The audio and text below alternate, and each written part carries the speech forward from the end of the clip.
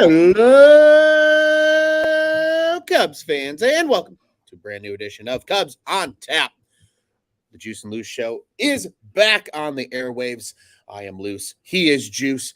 And we're here talking more Cubs baseball today. Juice on Tap, Luce on Tap, Juice on Tap, Luce on Tap.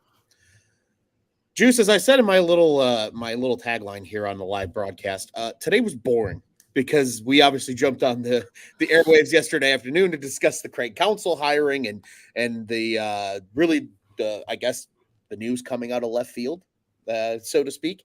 But there's plenty of other news that we were going to address regardless early this week that we still have to get to. But before we get to all that, buddy, how are you doing?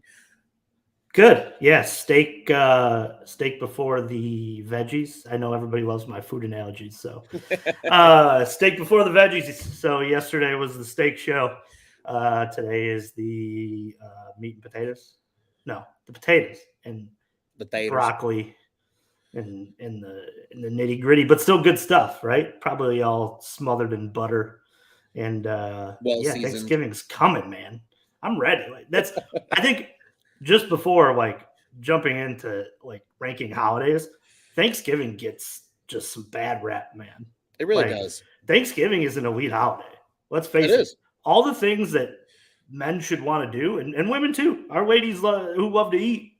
You know, it's one of those get in some nice comfy clothes, you know, watch some football or the parade or, you know, whatever's on, and then, you know, maybe you're circling the Black Friday deals you're going to run out to, you know, at 5 a.m. It's man, I think it's a bad rap. It does get a bad rap. I'm a big fan of the old turkey bowl game in the morning. You go run around. You're potentially now. I learned, Juice, that this must be more of a Midwestern thing than anything else. But the whole Blackout Wednesday concept was a foreign concept to my cousins who live in Atlanta, which I thought was blasphemy. I was like, "What do you mean?" Nonetheless, though, right? You go out. That's a great time to catch up with people you probably haven't seen in a while if they live out of town. And then you roll into Thursday, like you said. You know, you can get a turkey bowl game in the morning, comfy clothes, football, the parade, just ungodly amounts of food. And then you're still off, you know, most people are off on Black Friday. Not everybody, I understand that, but man, then you got some shopping. And in the case of the Chicago Blackhawks, you got Chicago Blackhawks Friday. They play at 1:00 the day after Thanksgiving. I'm very excited. I'll be at that game this coming season as well. So I agree with you. Naps. I think the underestimated level that naps are at, naps are elite, man. A nice nap. Especially turkey-induced naps. Oh, the tryptophan. That's a sleep. Yeah. That's a turkey sleep. That's a slumber. That is definitely a slumber. But speaking of slumber, today was boring, Juice. But we still have Cubs news to discuss and go over. Obviously, we talked about the Craig Counsell hiring yesterday. If you haven't seen that show yet, check it out here on the On Tap Sportsnet YouTube page. You know the drill. If you haven't already, like, subscribe, hit the bell button. You always know when we go live. You can rewatch it there. Myself, Juice, and we were joined by Tyler for that show yesterday. That one's also available wherever you listen to your favorite podcasts. If it's a little easy for you to take it on the road, we totally understand that as well. But Juice, we still have plenty of things to talk about. Quickly to the comment section. First off, shout out to everybody always that joins us. And tonight it's Bernie. She says, "Hi, happy Cubs fans," and then followed that up in relation to the naps. Sunday baseball watching naps. Oh, I forgot about the Sunday after the early round of golf. You catch the afternoon game nap. Oh, that's another good one. Good call, Bernie. That was my for a good 7-8 years of my life, that was a staple. Like the dad nap and the recliner on a Sunday afternoon. It was always from the 4th inning to the 6th inning too. It was perfect. Mm-hmm. You know, 4th to 6th, you'd wake up and you'd be like, "Oh shit, how did we get 6 runs?" You know, I mean, and then you would have to go look up the highlights or whatever, and then you watch. They recap it. Yeah, Marquis good enough. They tell you what happened.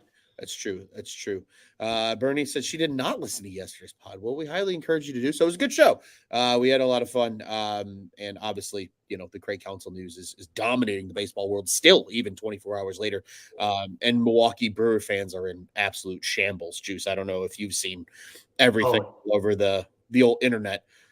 I had a real problem last night that after we got off of the mic here, and the group chat saw it. I'm 100% saw it that I Mhm. scrolled for a long time yesterday and took in You all the did. Milwaukee tiers, all Oh, of them, yes, you did. and all the different.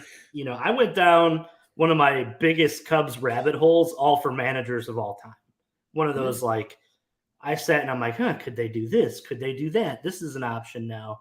Um, the one that I had sent in and we could just touch on it for a quick second, is moving Tommy Hotovy to Breslow's old job, which I think is Yeah, that's an interesting thought. I don't know how you felt about it just off the cuff, but I'd look into it. It seems like having, those type of minds within your organization aren't going to ever hurt. right. But we'll see. I think it's too early to decide on anybody's fate right now or where anybody's going to be starting this season. But I'm excited. I'm really excited to see how this whole thing plays out. And the winter meetings, we got a lot of things to talk about. Yeah, absolutely. I agree with you, Juice. I don't think, just quickly, I think the whole Hottovy to the Breslow role is an intriguing thought if it ends up working out that way. There's plenty of options. I think one thing amongst the reports that came out that's worth noting is that there's some hope that a lot of these coaches will probably remain with the Cubs. Obviously, I think the bench coach spot, right? That'll be the number one spot the council certainly replaces. I don't think it'll be Andy Green next year, but I definitely think there's an opportunity for some other ones to, continue, you know, moving or at least staying. Right. I Yeah. think that's certainly a possibility. And you talking about the bench coach, Craig Council's bench coach has been like with him for forever. I'm forgetting Yeah. who his name is. I'm blanking on the name, but that's a name too that is in the running for the Milwaukee manager job right now. So I Right. mean, it's almost like if you're able to take away that too, it would be interesting to see, how much Brewer fans start to even more throw fire at the owner that seems to be like the upset guy who got passed over by the hot girl, or whatever, vice versa. But yeah, it's one of those. It's a good time to be a Cub fan. It definitely is a good time to be a Cub fan, Juice.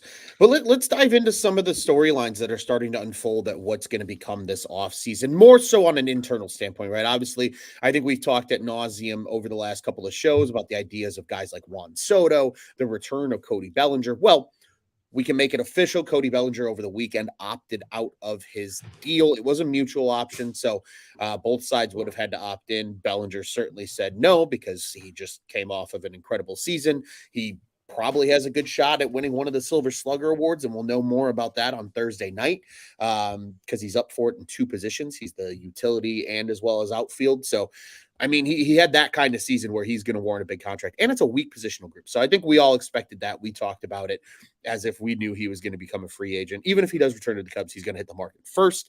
Marcus Stroman, though, probably the more interesting name of the two, opted out of his third year. He was due $21 million.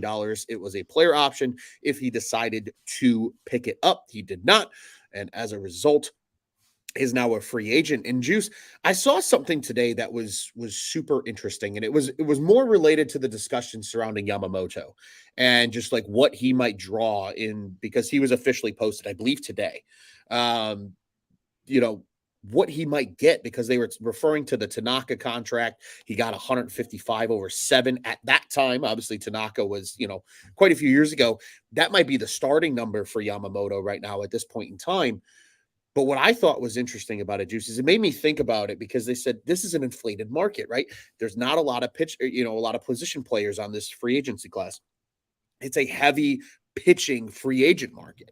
So I think a lot of these pitchers kind of looked at this season and were like, if teams really want to go spend money, it's going to have to be on the pitching front because if you miss on Otani, if you miss on Bellinger, and Reese Hoskins potentially goes back to Philadelphia, there's really not a lot of elite bats out there for teams to add via free agency. So if they're going to make a big splash in the free agent market, it's going to be in the pitching market. What do you think? Do you think Marcus Stroman sees it that way? Why do you think he ultimately opted out of his player option for 21 mil this year? I think too, you got to look at the Marcus Stroman, the person too. I think he's the type of guy who doesn't like to stay in one area per se Fair. either. He's been on a lot of different teams. He's kind of went around. You know, he had his stint in New York, he had his stint in Chicago and Toronto, and I'm not going to say that I think he's a bad guy. I don't. I don't think he's a locker room cancer. I don't think any of those things. I think you saw his best version of himself in Chicago. I know the New York thing, there was a lot of, back and forth with the media, some problems with, him in the clubhouse and how all that thing ended. But I don't think there's any ill will on either side of it. I just think, yeah, Stroman too, at least I think he's getting 20 some million. And this is the other thing too. He has the option to build in, escalators or opt outs or things of that nature that he can double dip on the market. Maybe he gets 20 million somewhere else in a better park for him. It's something that's a little bigger. Sure. And he can go out and reset his market again after having a healthy season next year. I think if you're looking from the standpoint of Marcus Stroman, I think the Cubs probably come out better in this deal. And it's not that I don't like Marcus Stroman at all. It's just if you look at what's out there and you look at where they're at and what Marcus Stroman kind of hinted that he wanted, I don't know. I think you can grab a better pitcher on this market for the money that he was requesting, as early as July. So I sit here and I'm like, yeah, you might as well throw your name in the hat. And in a market, like you said, that's very limited on hitting, why not? There's going to be some big players with, a lot of needs for pitching. You look, in Boston, you look at the Cardinals, you look, even the Cubs. The Cubs need pitching. It's not out of the realm that he comes back to the Cubs. Everybody always needs pitching. The Dodgers would use it too. Sure. The Padres, if they feel like, they want to, take out another loan, or I don't know, the Giants as well. Like there's a lot of big market teams that are going to be in the market for pitching, and not all of them are going to have Ohtani on the roster or, Nola or, a Jordan Montgomery at the end of this whole thing. It's going to be one of those things that Stroman maybe finds the miss at the table and goes, all right, I want a 27 AVV deal. Let's say I want 27 million. And then you look and he's making more money than he was supposed to opt into. And he looks like the smart one in the end.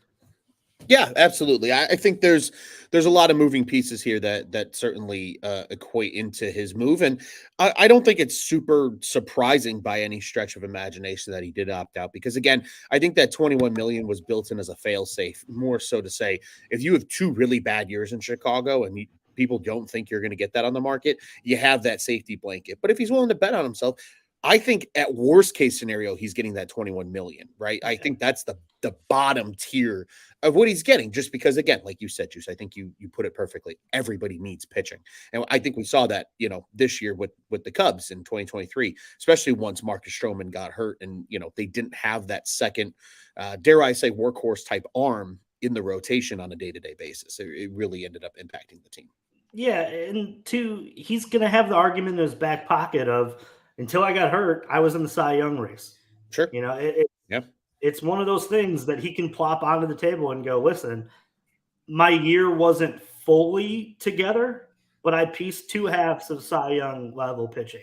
If you look at the second half of the year before last year and the first half of this year that's Cy Young numbers. And that's what his agent, and that's what he'll point to. And he'll say, this is the capability that I have, and you need pitching, and let's just make a deal. 100%. And again, a guy that I think we've talked about quite a bit here, Cubs on Tap, a guy that is expected to age well too. So sure. I don't think anybody's going to be as, alarmed by his age as some of these other pitchers on the market potentially. And let's be honest. I mean, I don't think teams really give a shit. As long as you're a good pitcher, teams are willing to throw money at you and they'll deal with the consequences of that later. It's just tale as old as time, really, when it comes to baseball free agency.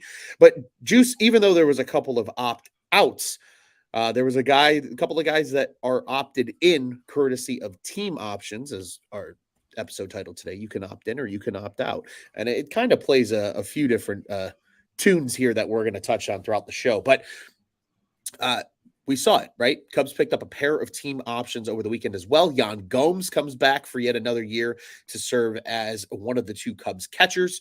In addition, the professor remains in Chicago. There were reports earlier in the offseason that the Cubs were looking at an extension for Hendricks, not just the option. Ultimately, there was reports that a deal was close, and then reports came out later that a deal wasn't as close as anticipated.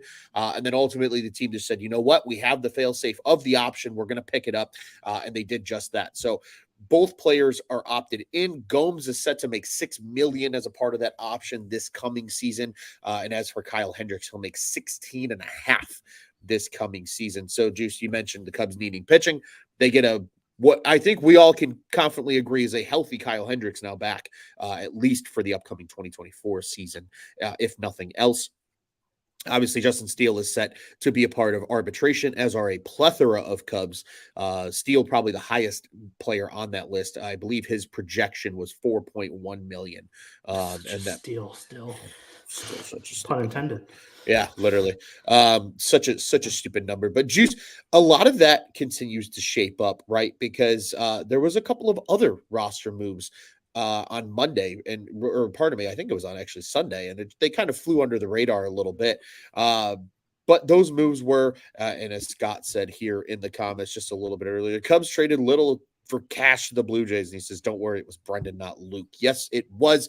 Brendan Little was on the move to the Toronto Blue Jays on Monday. A couple of other minor transactions occurred as well. Jeremiah Estrada, as well as Jared Young, were both claimed off of waivers.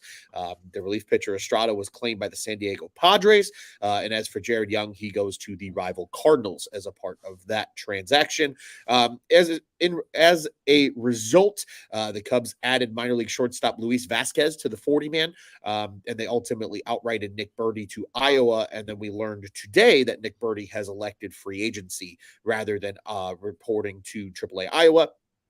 And that came with a plethora of other moves. But before we get to some of those minor league free agency moves here, Juice, pair of team options picked up, couple of guys claimed off waivers, and one trade. Thoughts on what the Cubs have done so far, really, in this offseason? I'm really happy that they've traded one little, and there was the little that they traded because too many littles on the team. It just got me confused. As the guy here who I got to go, which little is this all the time? It's a problem. But yeah, I don't think there's any surprises on that. If you look at Kyle's number, it's very manageable at 16 million. Yeah. And Kyle does one thing very well when he's healthy, and he picks up the ball every fifth day and eats some innings for you. And that's really all you need out of a guy who I think that if the Cubs play their cards right, are going to find the Kyle Hendricks in like their fifth starter kind of role, where he's just the old man per se of the staff and just kind of directing, the ship still, and having that World Series mantra and the love for the fans and the understanding of what Wrigley is and what it's like to play for the Cubs. You can take a lot of these new, pitchers that are going to come up, your top five guys, your Hortons, those names are going to end up being, the guys that Kyle takes under his arm and is like, hey, welcome, this is how we do it. And he's the only one left of 16. Yeah. Yep. I mean, even Ross, that's, well, while he was a manager, he was here but he's the only one left. That's the final nail for the coffin of the 2016 bunch. But yeah, very manageable. He's going to pick up the ball every fifth day. And two, I love that they didn't give him an extension. And it's not because I don't want Kyle Hendricks to get an extension. I just don't think it's the time now, specifically with what's going on with free agency. If you look like who's out there via trade, some of these guys you may have to bring back, you may have to extend.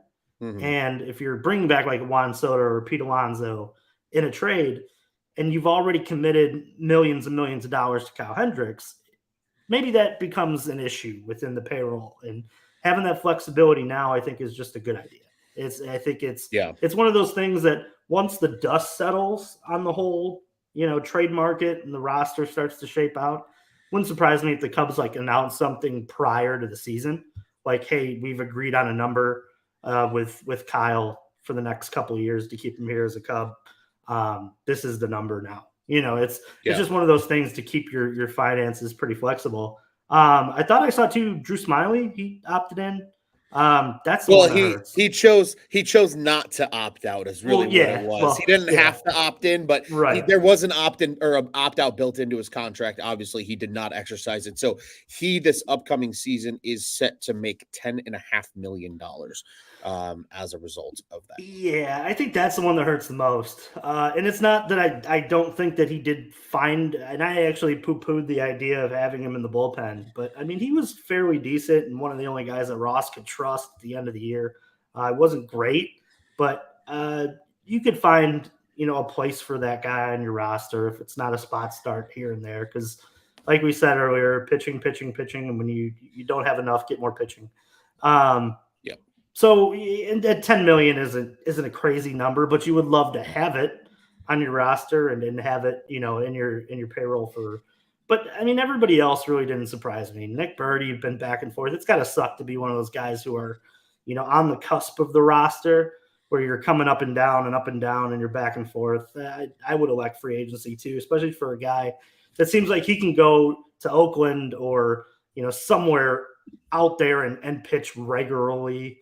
Doesn't surprise me there. And other than that, I mean, it seems like everybody who has pretty much been on the roster is going to be back. The Estrada one, I don't know. He showed some promise. That Yeah. was something that I think that, we at Cubs on Tap were like, man, like anytime you can get a guy who throws that hard, maybe you're finding a way to develop some secondary pitches. But I mean, he got plenty of chances to do so over the course of the year. And I think the Cubs are going to just be more aggressive on the proven asset part of this in this offseason that we'll look back at Jeremiah Estrada and go, man, yeah, that kind of sucked he left. But with all things said, I mean, he ended up getting, maybe a guy like Hader back or something in return after free agency finally the dust settles and you don't miss it as much. But yeah, nobody really surprised me on which way that they were going. Yeah, agreed wholeheartedly from that as well, Juice. One other note to make with Smiley not opting out of his contract, he's making the 10.5 that we already noted. But for next season, 2025, it's a mutual option for 10 million. Hard pressed to think the Cubs are going to want to pick that up. So he will likely be a free agent after the 24 years. So really, it's 1 year money that is committed to a guy like Drew Smiley if things don't go well in the 2024 campaign. Quickly to the comment section, Juice, because we got a lot of people jumping in with us as the working day comes to an end. We Love appreciate that. all of you guys joining us as always. I was Scott from Iowa, had been in the comments already, but he said qualifying offer was also given to Bellinger, which is a good point to make. So at worst, the Cubs do get a comp pick back if he decides to walk. Again, I think based on some things that we've heard, and we're going to touch on that here in a little bit, I think the Cubs are going to be one of the top teams at the table for him regardless. But again, having that fail safe in place with the qualifying offer is certainly a big bonus there. Back on the Brewers and the whining and all that good stuff. Hank said Brewers have plenty of cheese to go with their whining over losing Council. Now I want a glass of wine and a good old charcuterie board. Darren also saying he lives 9 miles south of the Wisconsin line. He says they're crying in the streets up there in Wisconsin. And Christopher also just joined us in the comments with a good Cubs go. We appreciate all you guys joining us. Juice, we've touched on all the crazy moves, the last set of moves that we need to get to, just a couple of minor league free agents. We already noted Birdie. Not a lot of big names really for the Cubs that are going to draw a lot of attention. PJ Higgins, I don't think anybody's surprised by that he has hit free agency. Steven Gonzalez, or Gonzalez, he spells his name all kind of crazy. The lefty, he's elected free agency. Giovanni Cruz, who was in your backyard down in South Bend, he is now a free agent as well. But perhaps the biggest name that was noted here was Jonathan Perlaza is a free agent. 23 home runs a year ago in AAA Iowa, over 80 RBIs, had a really pretty slash line. He was a 923 OPS player. Kind of a tough loss for the Cubs. Juice, what do you think it means, and what are your thoughts on a guy like him walking? Yeah, that one kind of hurts. I also wonder too if that'll be a guy that they try to bring back. Perhaps. They did that with Brendan Davis, or not Brendan Davis, Braille Marquez, where Yes. he opted for free agency and then he was, brought back. Be interesting to see if that's a name that they like. They do have a lot of depth within the farm, So you start to wonder if they're starting to move away from having all of this depth, because as Scott has always said in this comment chain too, Iowa's getting pretty crowded. Yeah. So there's a lot of great players that I think are going to make their way that way too, in the next couple months of the season, because it's still crowded in Double A Tennessee too. So he just may be the guy on the outs, but I don't know. He's flashed some power. He flashed some stuff, and you would hate to lose a guy who has that flash, and for nothing essentially. But I do Yeah. wonder if this is a Braylon kind of situation where they do go back to him and say, we can bring you back at a better contract, and get you back into Iowa and see where you go from there. Yeah, also worth noting, Braylon Marquez, one of the players that elected free agency, ironically, for the Cubs Yeah, as well. that whole thing's done, and that's a Yeah, damn shame. it That is. It is. he It was is a he shame. was throwing like 92 at the end of the year. Like, he doesn't even throw 100 anymore. Yeah, Just sad. it is. And again, I just you hate to see it not work out for a guy, especially someone as highly touted as Marquez was at one point in time. But for the people that sit here and say, well, you got this prospect coming, why would you do this? Prospects are not guaranteed. We're going to sit here and hammer that home time and time and time again. Prospects should also not be rushed, which is what another thing I think you're going to hear from a couple of us throughout the offseason. That's one of my takes that I've already had discussions, even just with friends or my dad, for example, of when we talk about what does this Cubs team look like in 24. I constantly remind people there's no need to rush a prospect if you don't have to. And because, again, sometimes it doesn't work out if you rush them too quickly to the show, or just in the case of guys like Marquez, they get hurt. We've seen it kind of a little bit here with Brendan Davis. He's been hurt a lot. And in Perlaza's case, I saw a lot of people articulating Perlaza, and they said, we really hope he doesn't become the Adolis Garcia like he was for the Cardinals, just leaving There's and a chance of that. getting a better opportunity That's a somewhere. great comp there, man. It is. Well, and I think on top of it, Juice, truthfully, I think the number one reason that Perlaza's gone is just the organization could not justify adding him to the 40-man because there's too much outfield talent. And Kevin Alcantara is already on the 40-man. He had to be because of, Rule 5 eligibility. So it became a numbers game. And I think they said, you know what, if we can't keep you around, we wish you the best. I'm rooting for a guy like Perlaza. I wouldn't be mad to watch him go somewhere else and maybe get an opportunity at the show this year. Maybe one of those teams that's kind of maybe like a Tampa Bay Rays, right? That's the type of move they would make and bring him in on a very minimal contract for a low market team in terms of budget. And, maybe he has a really successful couple of seasons and then he launches somewhere else to make a bigger bag. We saw it again. Adolis Garcia has had that type of success with Texas, obviously a big part of that World Series team this year. So it's going to be really something to keep an eye on going forward. Juice, now that we've gotten all the transactional stuff out of the way, because it's been a busy couple of days. I know the council news has dominated the airwaves, but it's certainly worth noting the Cubs have been busy now that the offseason is officially underway. The GM meetings are currently happening in Scottsdale, Arizona. Jed Hoyer spoke briefly to the media today while there, and obviously addressed the Craig Counsell David Ross decision from Megan Montemurro here. She says, Jed Hoyer on the decision to hire Craig Counsell and fire/replace David Ross. Quote unquote, my job is to figure out how to win as many games as we possibly can in the short term and in the long term. And there was nothing about this move that didn't feel like it met the criteria. Your thoughts on that quote from Jed Hoyer? Anytime you can get better, just get better. Yeah. Right. And I hate to give that simple of an answer, but I mean, that's what this is, right? I mean, it's sure managing in general. Like I tweeted it out about the 1-run games. Yeah. And if they flipped those numbers, they lost 25 1-run games last year and only won 21. If you flip that number, you're in the playoffs. Yep. And I sit on this panel and I try to make sense of what, happened with, them coming to the decision of this. But I don't know. It's just, I feel bad for Rossi in a little bit, like as I step away from it. Mhm. In a lot of it, I do. Yeah. But I think time heals all wounds too for that. I mean, he's going to have some fond memories of Wrigley Field Oh, one day. absolutely. But I don't know. I just think that if you're truly trying to go for it, you need to put the team in the best position to do that. And Jed just had to do it. It's a tough decision, maybe the Mhm. toughest. But I don't know.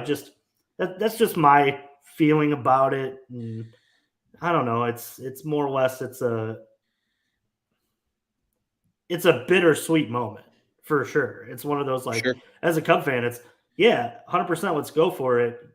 But also too like to drag a manager like David Ross on the way out, it just does kind of suck. Yeah, because I think a lot of people saw the growth in Ross. I think a lot of people agreed that Ross had a big year ahead of him in 24, right? As like this is where you find out what kind of manager he is at this point in his managerial career. Obviously, that managerial career is not as long as a guy like Craig Counsell.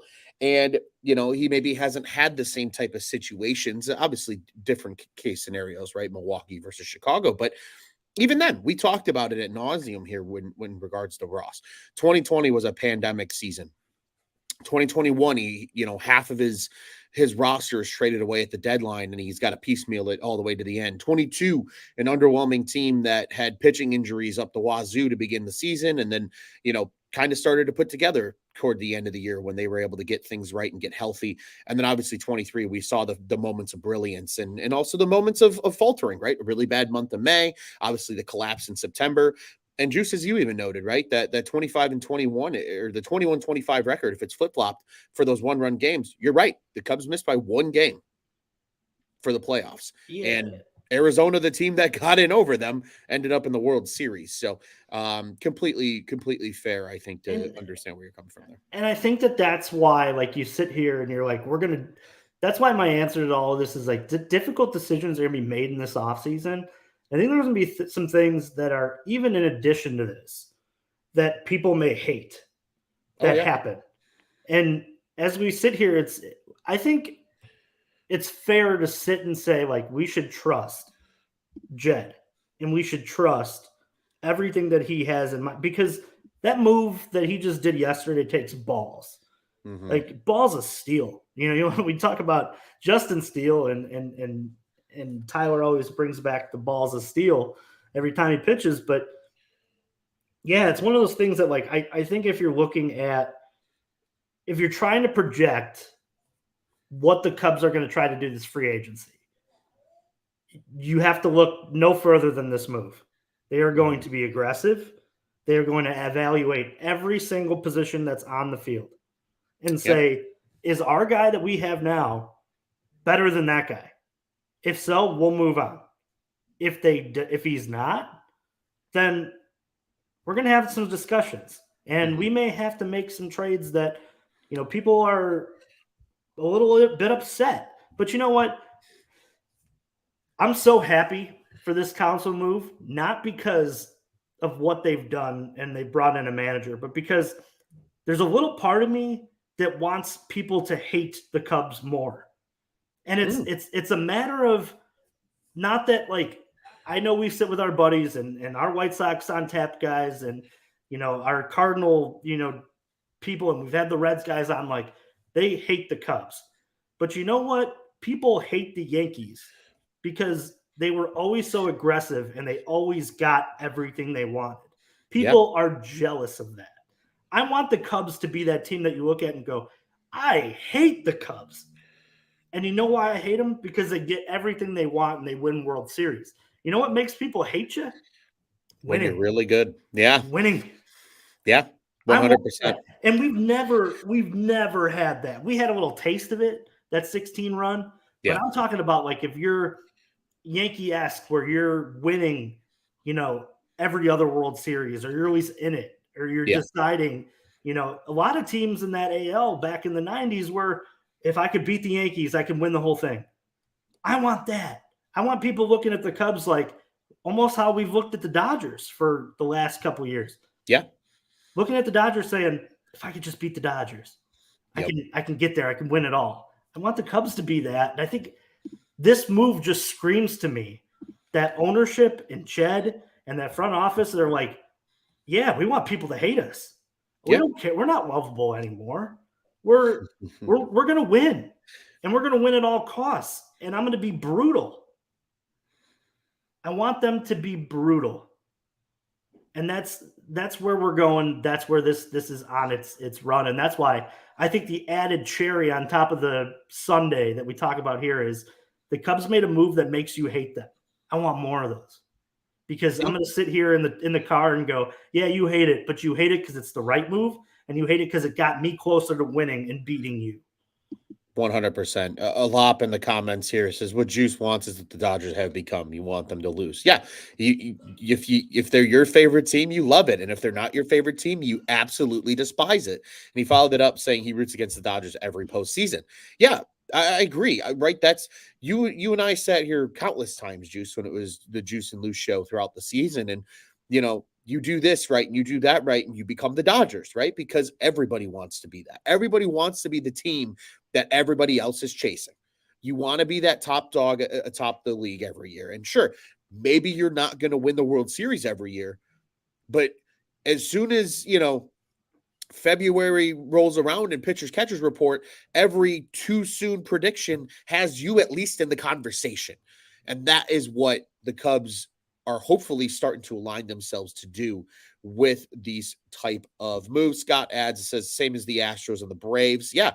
I mean, it's kind of getting that way as well. Alop added, why do the Dodgers need Ohtani? The rich become richer. That's what the Cubs need to be. Like I'm going to the Cubs website after this probably, and I'm going to get a Cubs custom jersey that says "He hate me" on it, because that's what I want. I want because he hate me and he hate me and he hate me. That's what I want. This is the year and Cubs on tap of Juice going scorched earth. And this is the year that I think the Cubs are going to follow that sentiment. They are going to say, forget it. Fuck them. I don't care. We're getting what we want, and we're getting a step further, and we're going to be the mighty, mighty Cubs. No more lovable loser shit. This shit's over. Absolutely. Absolutely, man. I love it. I love it. And thank you again to everybody jump in the comments. I know there's some comments we haven't gotten to yet. Just trying to keep our conversation on point here. We've got a lot to discuss. One more from Alop. It says they hate us because they hate us. Yeah. Again, I think we've established, right? The Cubs, everybody, if you're a Cubs fan, you want to become the bad guy. You want to become 100%. The guy that everybody fucking hates, because that means you're doing something right at the top. Juice, a couple of quotes and thoughts from this part of the conversation here regards to the Cubs taking that step forward. Obviously, the council hire. And, a lot of people are, we were sitting on here yesterday saying, wow, I can't wait to see what this offseason becomes, because, it really feels like they're going to be aggressive. And a couple of different things. George Hoffman, who is a reporter with WBBM News Radio, WGN, NPR, etc. He had a note here saying, told from the GM meetings, the Cubs are in on just about everyone, including the young Japanese pitcher. He's referring to Yamamoto. He says, willing to spend. And you know what? Great. Obviously, they're not going to get everybody. That's just not realistic. But at least being in the conversation and at the table and kicking the tires is a good sign. That is a sign the Cubs are being aggressive. Megan Montemurro with a quote then as well from Jed Hoyer along the same lines. Hoyer said, I like our position. If there are moves, even big moves, that will help us continue that trajectory, we'll definitely do it. But I don't think it's a signal that somehow we're going to have the biggest and boldest offseason. If we do, it's because things lined up for us. To me, that's Jed's way of saying, look, we're going in with an aggressive game plan. It might not happen the way we want it to because there's other teams. This is not when, you walk into your franchise mode on PlayStation or Xbox and it's you versus the CPU and you can go sign everybody you want. It doesn't work that way, right? There's going to be other teams that ruin your plan in some way or another. But the fact that Hoyer says, hey, if we have the biggest and boldest offseason, it's because shit went the way we wanted it to. That means they want it to be big and bold. Like, you got to read between the lines a little bit with what Jed's saying here. They want it to be a bold offseason. They want it to be an offseason that puts them on the map. If it doesn't work that way, shit happens. But what that tells me, Juice, is at least they're going to try. And that's all you can ask for as a fan, because if they're going out there and being aggressive, even if they get 2 or 3 big names this year, whether that's via trade or free agency, that's a clear sign that they are trying to improve this ball club for 2024 and position themselves in a way to be a postseason contender this coming year. Yeah, I look at that comment maybe a little differently, because I think it screams on one side of what they want this offseason to be, and that's trades. Because I think when Jed says that, he means if some of these teams are willing to trade, I am going to have offers on the table for these players. Meaning, like if Juan Soto is being traded, the Cubs are going to be in on that. And that maybe sets this move in free agency. Yeah. I don't want to make predictions because I'm not a prediction guy, but I think the Cubs are going to make a monster move at the winter meetings. I truly think that maybe the next time we get on this mic, we're talking about a big fish being in the middle of the lineup.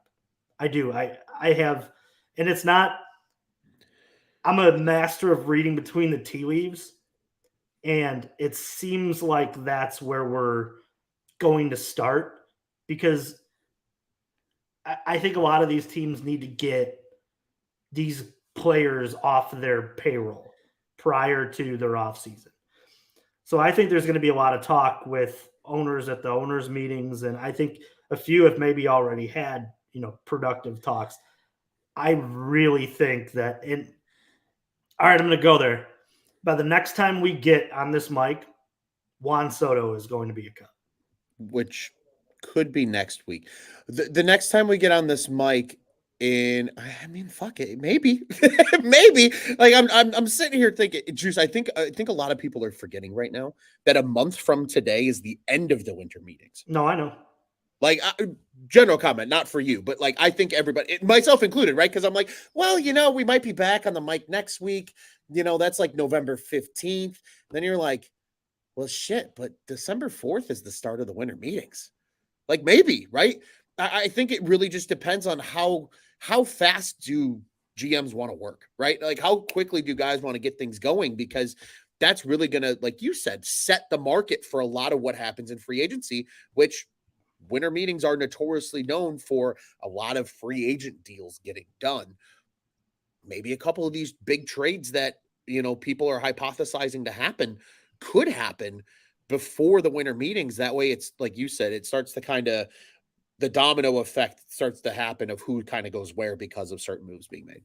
I only say that because I think that it makes Jed's offseason so much easier if he can get a name like that in the door as fast as he can.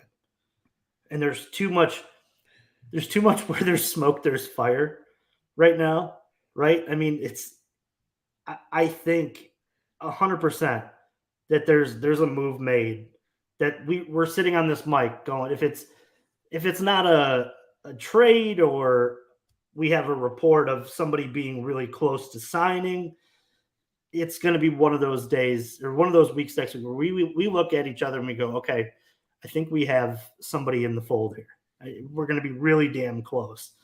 I got a feeling, and I don't know anything other than that. I don't have any sources. I don't have any, It's just a gut feeling. Because I've never seen this aggressive of an approach from Jed.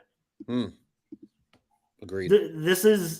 I've seen it from Theo, and maybe Jed and some of those Theo moves were, he was the one being a little bit more aggressive during those times. But I don't know. I sit here and on the 7th here, I feel like we're going to have a big name within this franchise by the 15th. I do. I really do. There's just so much rumor out there right now that, like, and especially for this time of the year, it's weird, right? Because it seems like these rumors heat up later. Closer to the winter meetings. Right? Yeah, but now it's like, it seems like it's already all out there. I don't know. I could be wrong. No, I think that's a fair point. I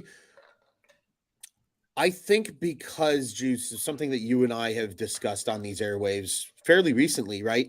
The financial position of a lot of these teams, right? The reports coming out about the Padres and their $50 million loan just to cover payroll. There's probably going to be some teams that want to move money. And whether that moving money is to improve a ball club or not, teams are going to be willing to be at the tables and talk. And that's what these GM meetings are for, right? This is where the chaos begins. Like this is the boys getting together for drinks before the big dinner, which is the winter meetings, right? Like that's what this is. And there's a lot of opportunity here for Jed to start getting in front of some of these other GMs and making moves, right? Who's to say he doesn't walk over to, is AJ Preller still the GM out in San Diego? He is, right? I thought so. Yeah. I think it's still Preller. You know, who says he doesn't go to Preller and he says, let's talk? Who says he doesn't go to Chris Getz and says, so rumor has it you guys are willing to trade Dylan Cease? Who says, right? Like, who says he's not in every single one of these GM's ears being like, what are your thoughts on this guy? Are you going to trade him? Are you thinking about it? Like, if you are, I want you to call me. You know what I mean? Like, this is the time where he can really start setting things up because then maybe these teams go back and like moves start firing off at the end of the week. I mean, it could be either really, really, really fast or maybe it's really, really, really slow. And obviously we don't know, but Juice, I like your gut, man. We always love that. I just feel like Jed Hoyer is going to be the guy at the poker table with all the cards. Yep. This offseason. Yep. And he's going to be the one divvying who gets what. I just feel that way for some odd reason because even hearing him talk today, I've never heard that tone. I feel so confident that he's confident that his offseason can go very well. Agreed. It definitely over the last few years, Jed's been like, yeah, we're building something here, we're building something here, we're building something here. Now this year's like, no, we plan on doing some shit that people are either going to like or not like.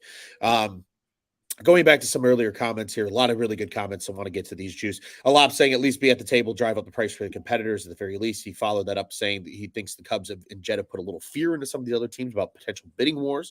And I think a lot of that stemming from the council. Scott with his predictions, he says, let's see the Cubs get Yamamoto, Alonso, Soto, and Matsuri. Not worried which prospects are traded. It could be. And I am as well. Alop says, back in the driver's seat and control the offseason. Maybe. I mean, Scott's opinion is PCA and Horton are the only untouchables. I would argue your boy in the backyard of South Bend all year, Mr. Kevin Alcantara can't be in any trade.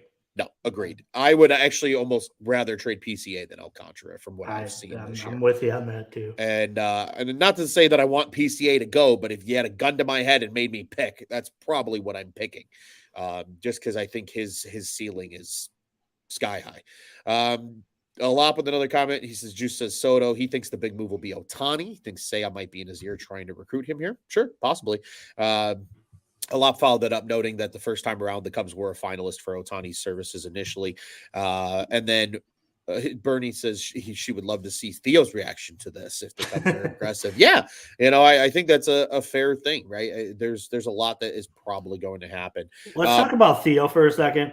Sure. Theo's sitting he's going to be the guy at the barbecue with no blood on his hands. If there's a 2016 Cubs barbecue, or night that they all come back and Jed Hoyer has to show and he's got to sit next to David Ross, like that's Theo Epstein is probably sitting in between them, and he's got no blood on his hands. Nope. With none of them. No. With literally nobody on the roster. No, because Jed made all those decisions. Let Jed do all his dirty work. That's like mastermind shit for Theo Epstein. Theo Epstein is a mastermind. It's crazy, Juice. Really quick and worth noting, I know we kind of briefed on it a little bit yesterday, but a big congratulations to the 3 Cubs Gold Glove winners.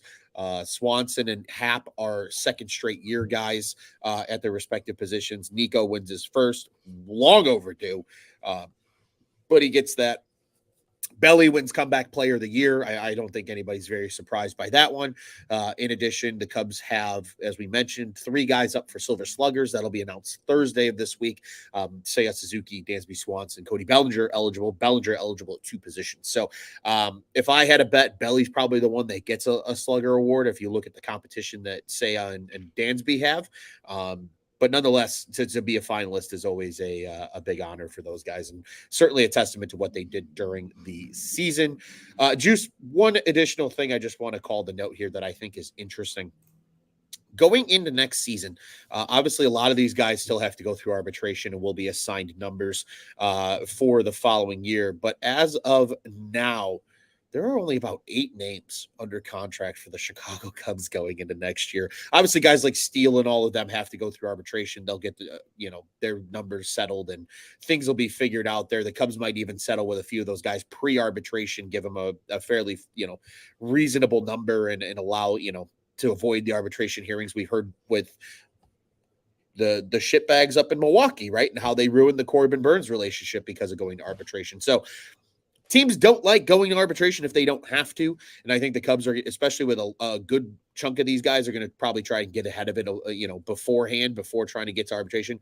But worth noting, your players on the roster right now under contract as of today are Dansby Swanson making his beautiful $26 million a year. Ian Happ making his 21. This is the first year that extension kicking in. Seiya Suzuki obviously is in another year of his deal. His will sit at $21 million for the year. Jameson Taillon gets 18 this upcoming season. Hendricks, we mentioned his 16.5 earlier. Nico Horner gets into the first year of his 3-year extension. That's $11.5 million there. Smiley with the $10.5 million, probably the only real eyesore that we've mentioned so far. And then Yan Gomes with that $6 million option that we noted a little bit earlier. Gotta love that. Juice. There was a lot of shit that's happened in Cubs baseball the last few days, and we are far from finished with this offseason. But, buddy, that pretty much takes us to the end of our agenda for today. Do you have any, final thoughts before we start to wind this thing down? Yeah. I mean, I get it, Milwaukee. Like, I'd be pissed off too, 100%. But don't vandalize a park. Yeah, that was shit. Or threaten the guy. I saw a lot of bad stuff. Like, I mean, are you surprised though, Juice?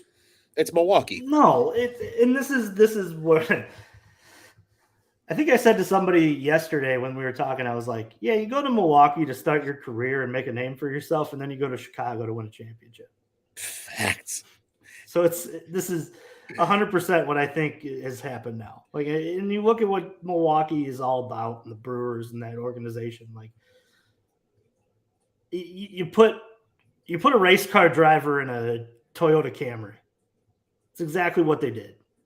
And now he gets to come to the Cubs and he gets to drive the Ferrari. Like, it's going to be interesting to see how this whole thing plays out. And I can't wait until they try to do some bullshit up in Milwaukee, that first series, where the Cubs fans can't buy tickets. We'll figure out a way around it. And for a fact that we will be there standing for Craig Counsell and out cheering all of the boos that are there from the full 7 Milwaukee fans that show up to that ballpark. Because, man, like, I hate to talk about, franchises in trouble, but Milwaukee's in trouble. Yeah. Like, if you look, they lost their GM, right? Or owner or player evaluator to the Mets. They lost their manager. They have a stadium that needs to be rebuilt. Yeah. They have low attendance numbers for how good they were. They're in trouble. Yeah. Yeah. It's a team. I have nothing good to say about the Milwaukee Brewers or even that city for any that fact. So I'm just going to keep my mouth shut because I have nothing nice to say. So I'm not going to say anything at all. Juice, one quick thing that I think was very interesting. I don't know if you saw this. It got quickly deleted, but on the Instagram post that announced the Cubs hired Craig Counsell, Wilson Contreras says it's about time. Do you have any thoughts on that? I don't know. How's St. Louis player?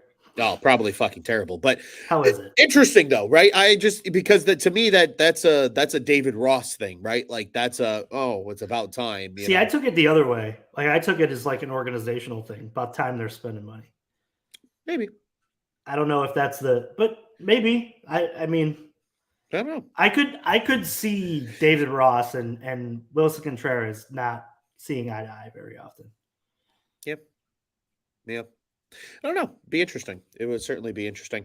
An interesting comment here from Alop. He says David Stearns, Craig Counsell, and a potential move to Nashville if a stadium deal doesn't get done in MKE. Wouldn't that be really funny to be in the same city as your AAA team? I think that'd be awesome, wouldn't it? Aren't the Nashville Sounds the AAA team for the Milwaukee Brewers? Yeah, but wouldn't that's got to be some kind of a competitive advantage, right? You would think.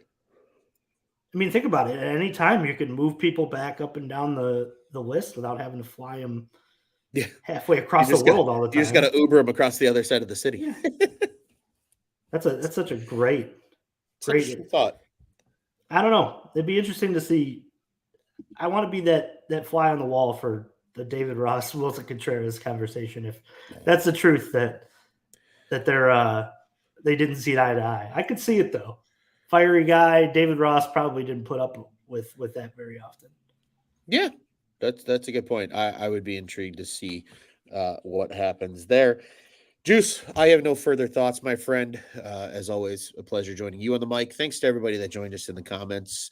Good comments, bad comments. I mean, there's really no such thing as a bad comment, but interesting comments, not interesting comments, sounding off, sharing thoughts, all in between. We appreciate you guys joining the conversation here. As always, again, like, subscribe, hit the bell button over on the YouTube. You can follow us at Cubbies on Tap because, as always, we are one of two Cubs shows here for the On Tap Sports Network. Check out our friends over at Dingers. They're at Dinger Cubs on the socials. Again, we are at Cubbies on Tap, Luce on Tap, Juice on Tap. You know the drill. If you don't have our X handles memorized by now, I don't know what to tell you because I think I've recited them every single show. X gonna give it to you. Go give it to you. But do be sure to follow everybody else as well. Tyler, Joey, Nick, our other Tyler, Mr. Tyler Smith, and Rob, who all do a great job here on the Cubs side of the house. You guys know the drill. Bears, Bulls, Blackhawks. We've got it all here. I'll be at the Bears game on Thursday night, as a matter of fact.